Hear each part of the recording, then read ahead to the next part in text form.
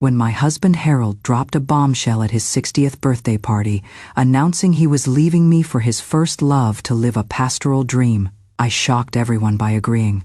But when he tried to take half my fortune with him, I tore up the divorce papers in front of all our guests and exposed him as the gold-digging cheater he really was. I am still processing all of this as I tell you. I wonder if any of you watching have been through something similar. Please let me know where you are from in the comments. Sometimes it helps to know I am not alone in this. If my story resonates with you, subscribe, because there is more I need to share. Now let me walk you through what happened. Harold sneered coldly. All you care about is money. After I retreat to my pastoral life, I won't need money and will still live comfortably. I found his naivety amusing, because what he called a pastoral retreat was merely living in a comfortable house, occasionally tending a small garden surrounded by helpful neighbors. In reality, he was about to face his family's run-down old homestead, endless farm chores from dawn to dusk, empty rural surroundings, cockroaches and mice everywhere, and the problem of being unable to get medical care when illness struck.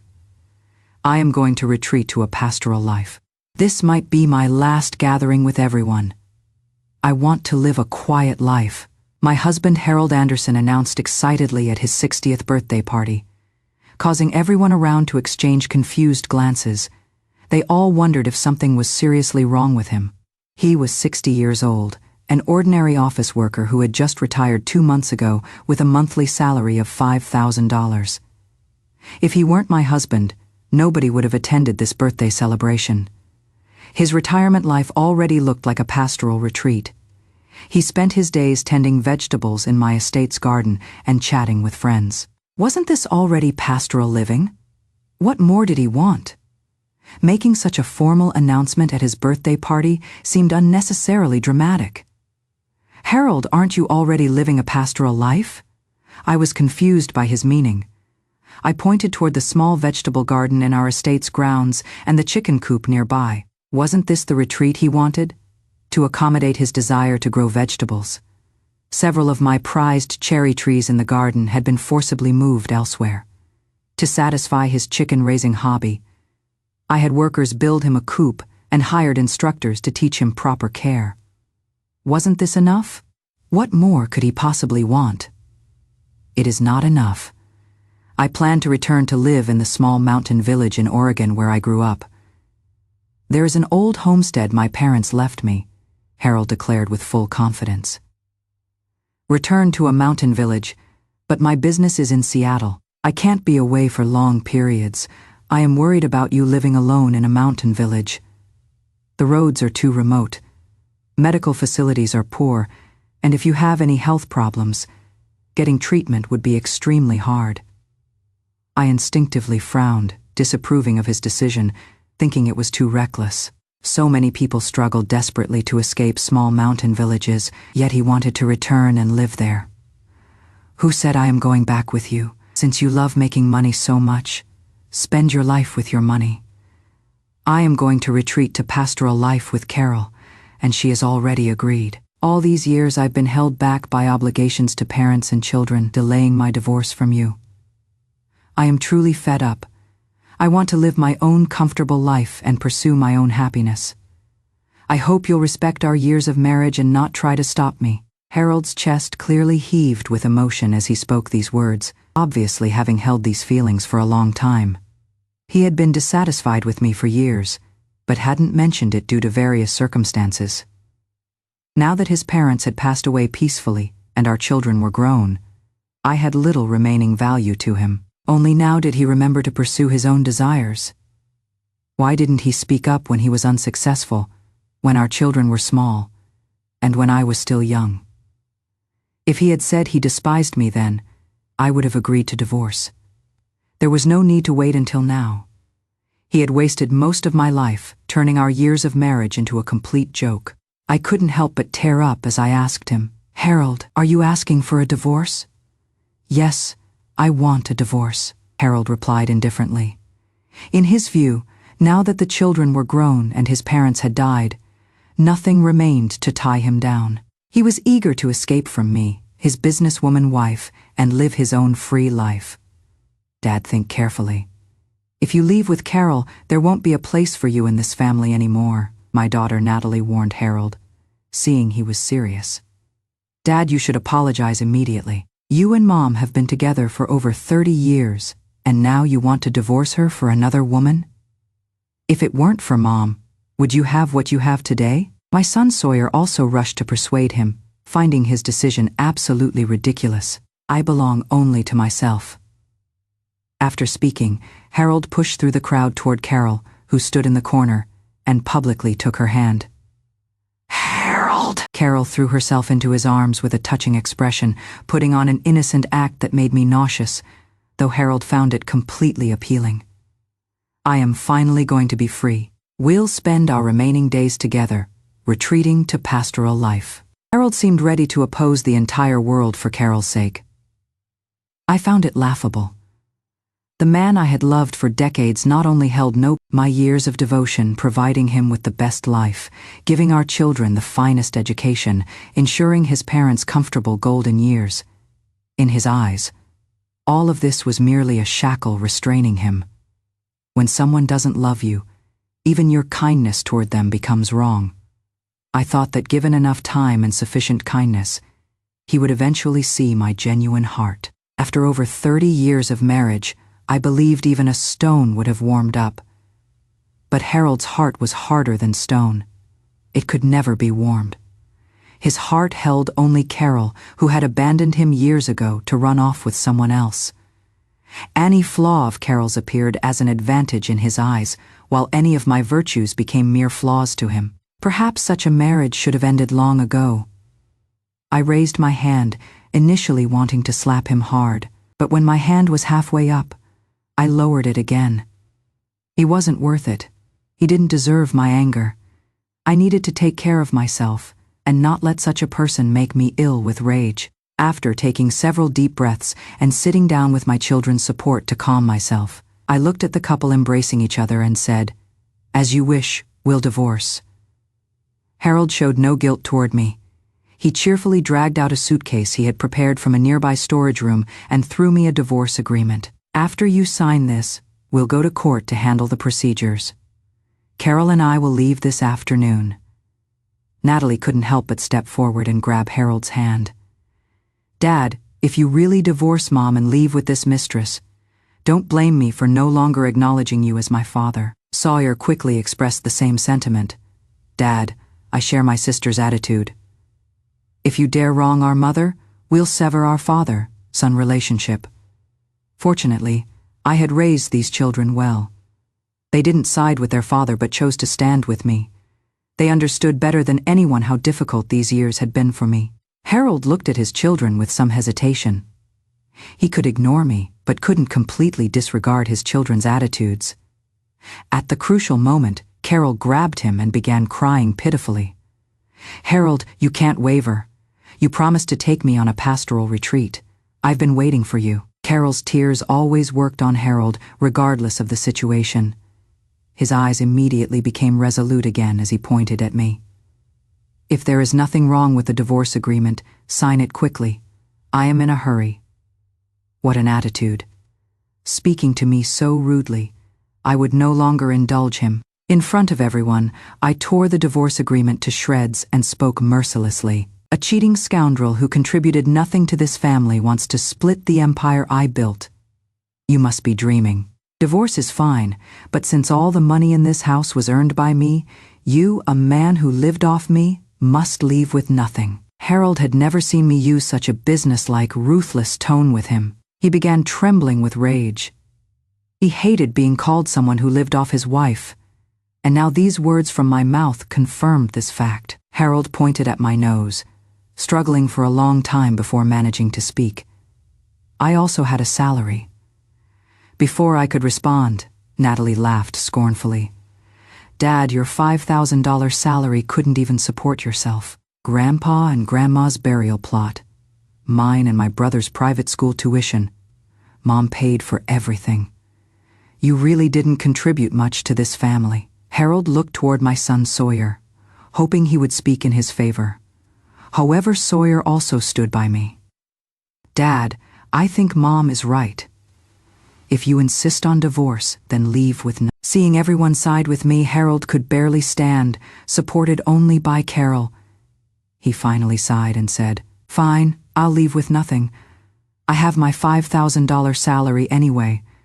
With that money, I can live well in the countryside." He didn't realize that when he spoke these words, Carol's face immediately turned very pale. Carol was only with him for his money. Why else would she go on a pastoral retreat with him? What else could she possibly want from him? His advanced age and poor hygiene habits, or his elderly odor and body weakened by years of illness?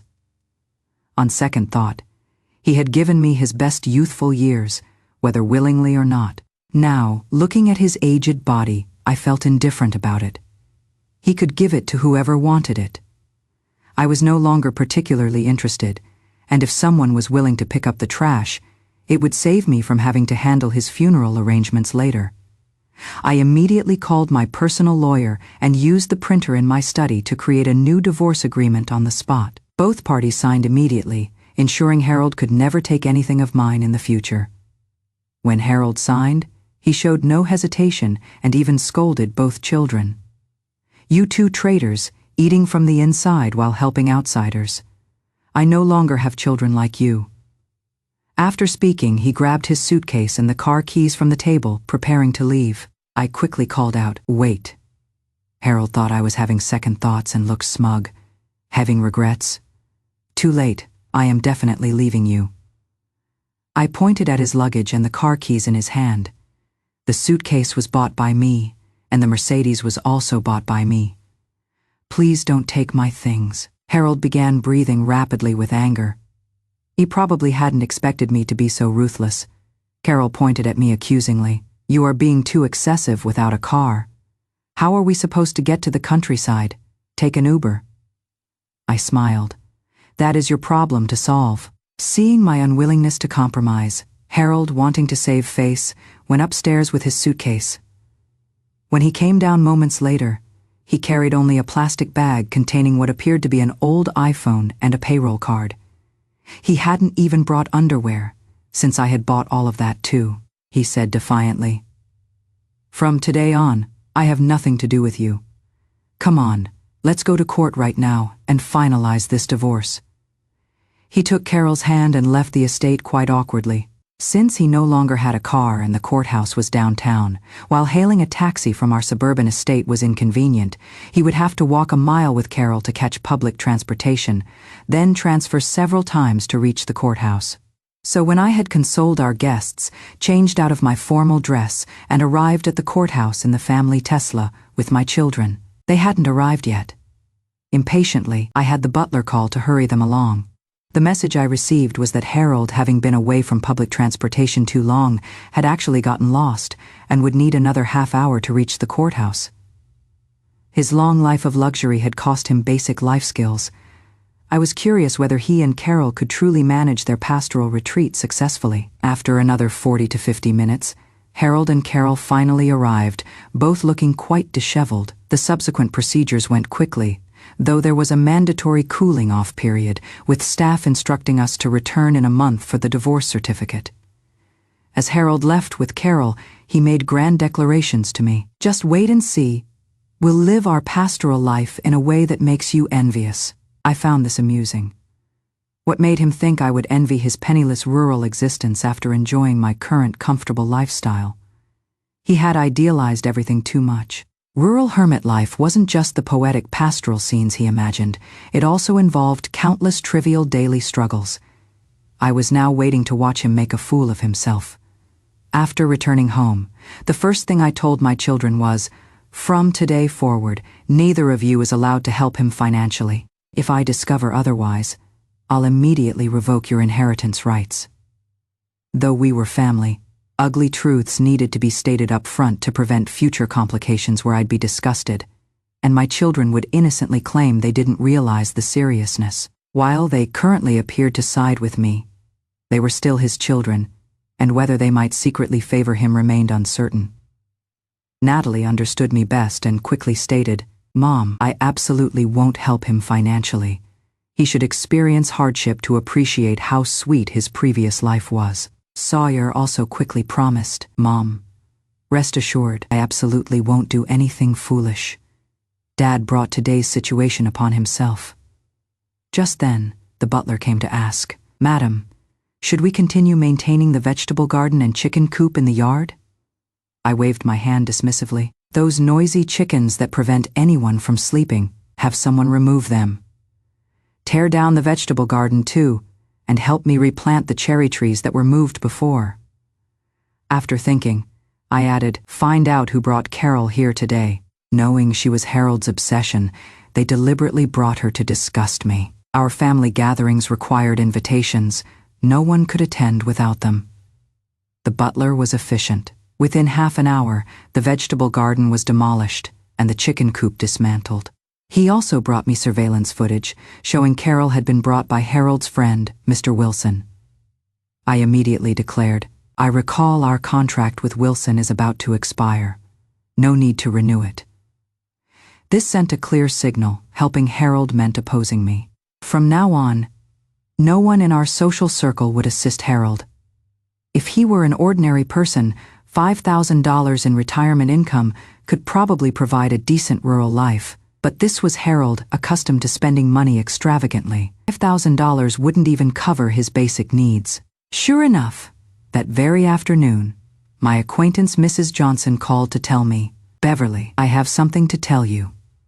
Old Harold came to our supermarket this afternoon, with that Carol saying they were buying household goods to prepare for their rural retreat. They bought a pile of things, but when checking out, Harold discovered he didn't have enough money and asked me for a discount. After the way he mistreated you, could I give him a discount?"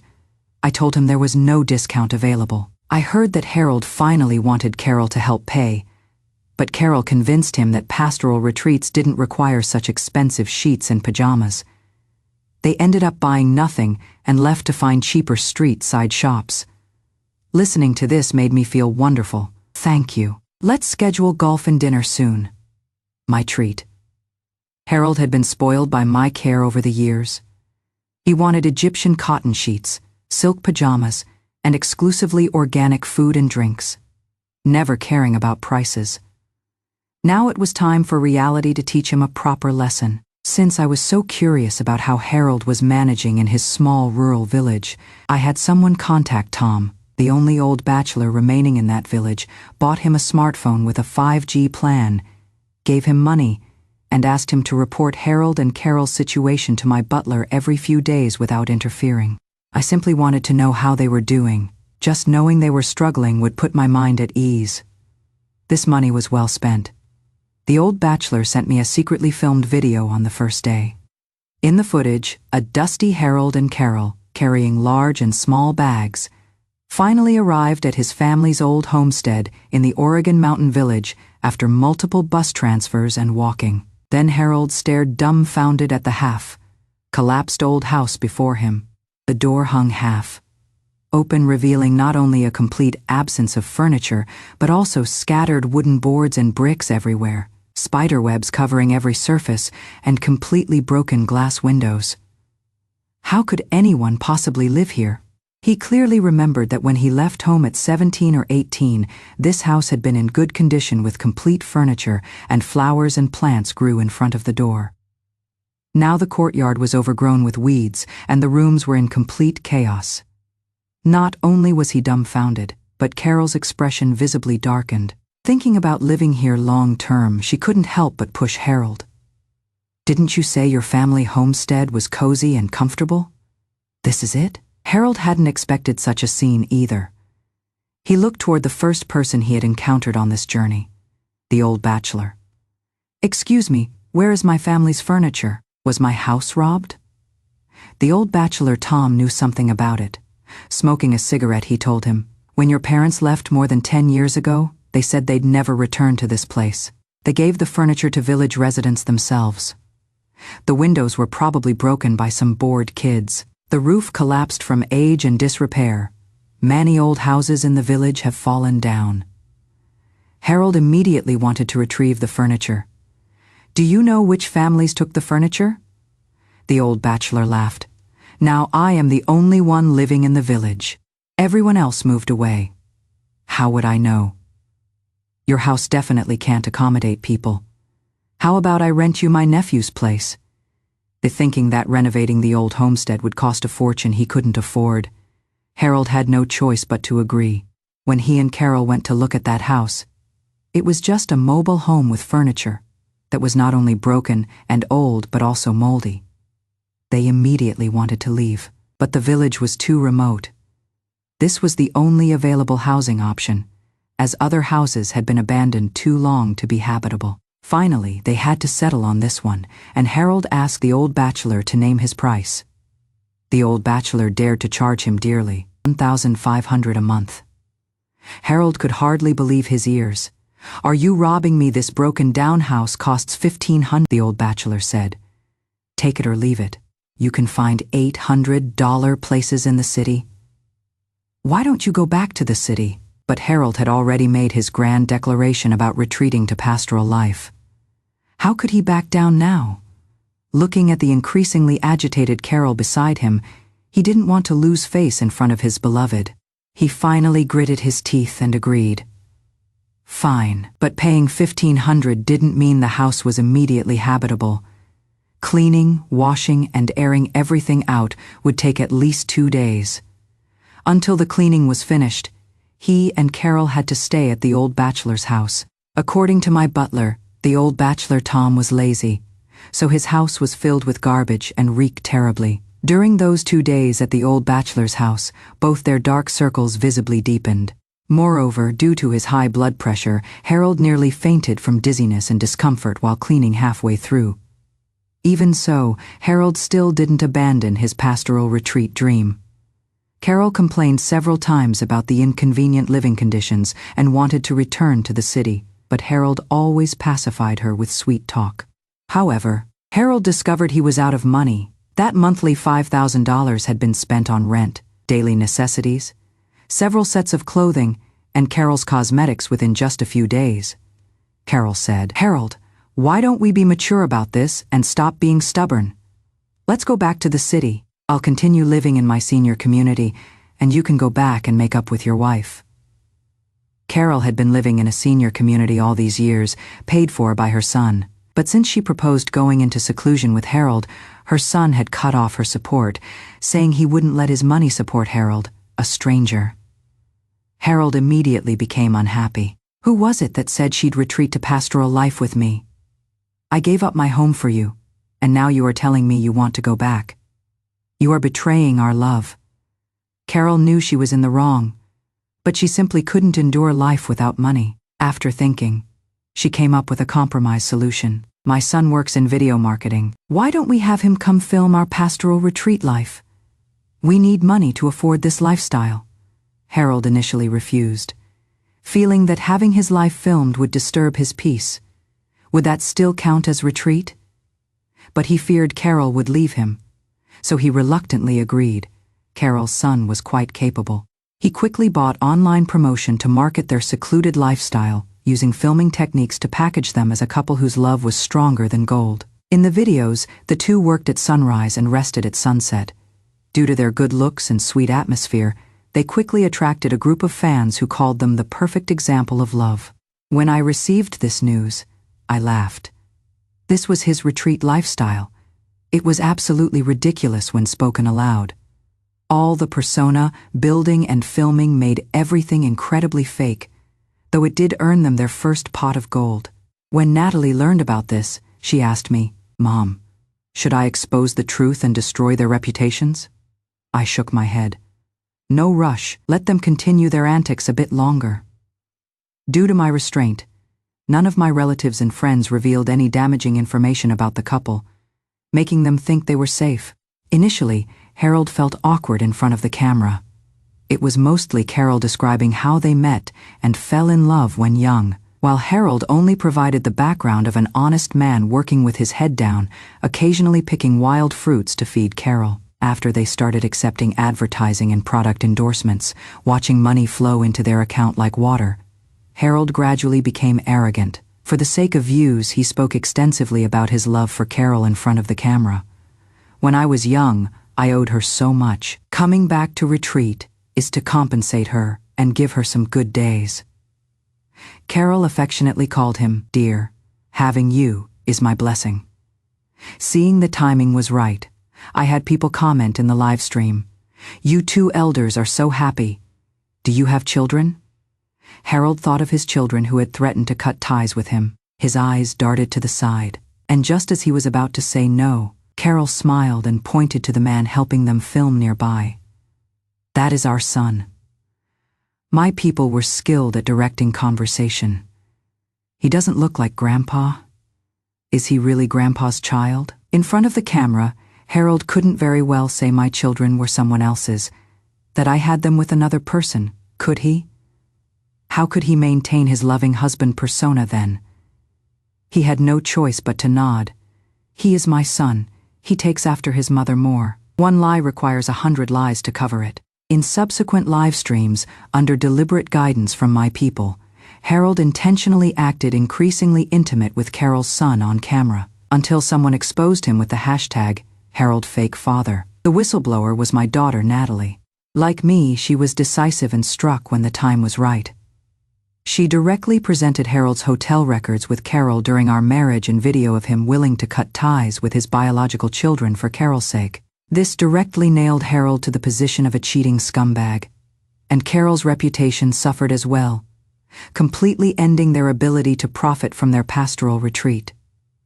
Online criticism poured down on them both with spectacular comments. I thought this was some touching love story. Turns out the man cheated with an old mistress. Disgusting. He only talked about owing this old woman. But what about his own wife?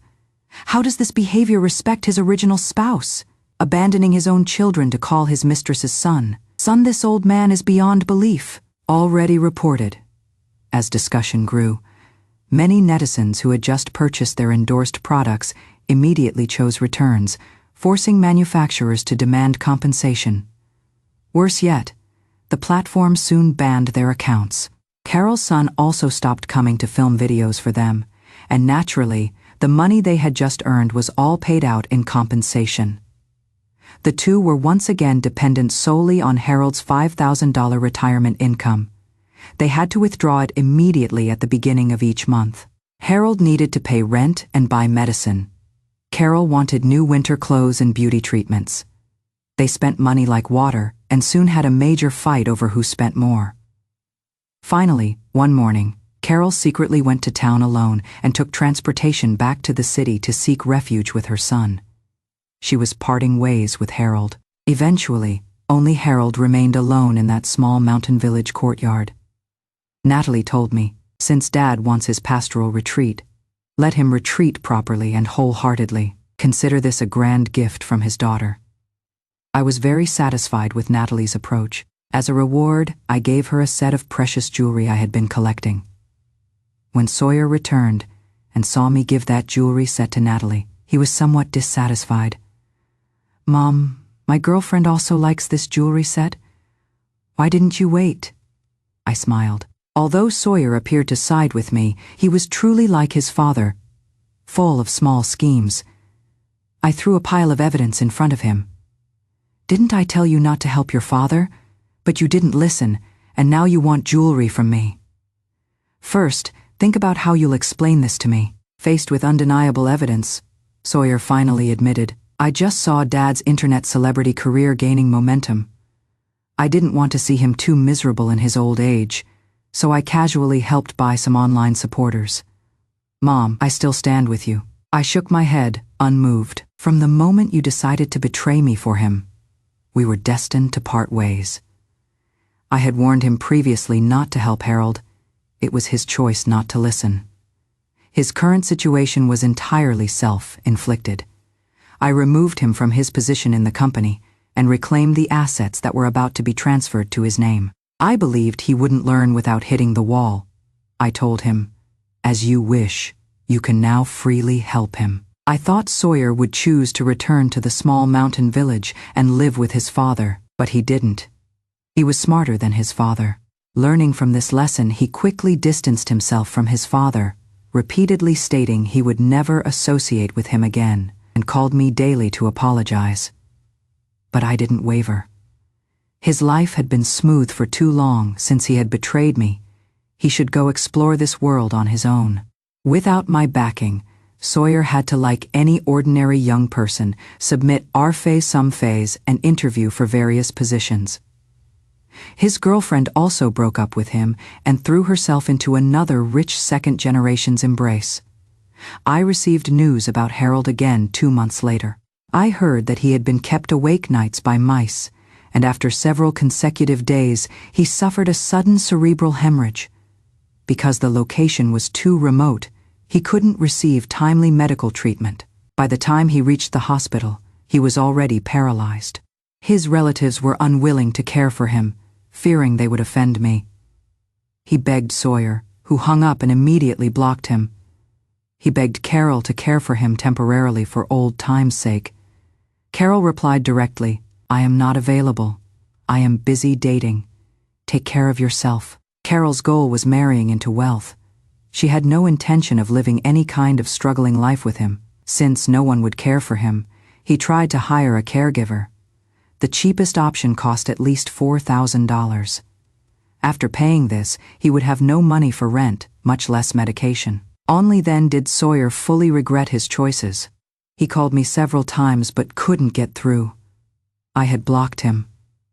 He tried contacting me through mutual friends, but they all avoided him.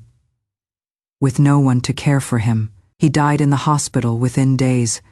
A nearby funeral home helped cremate his remains. On the day of his cremation, I didn't go, nor did either of my children attend his memorial. He was forgotten completely, as if he had never existed in this world. Meanwhile, I continued my wonderful retirement life. I handed the company over to my daughter, Natalie.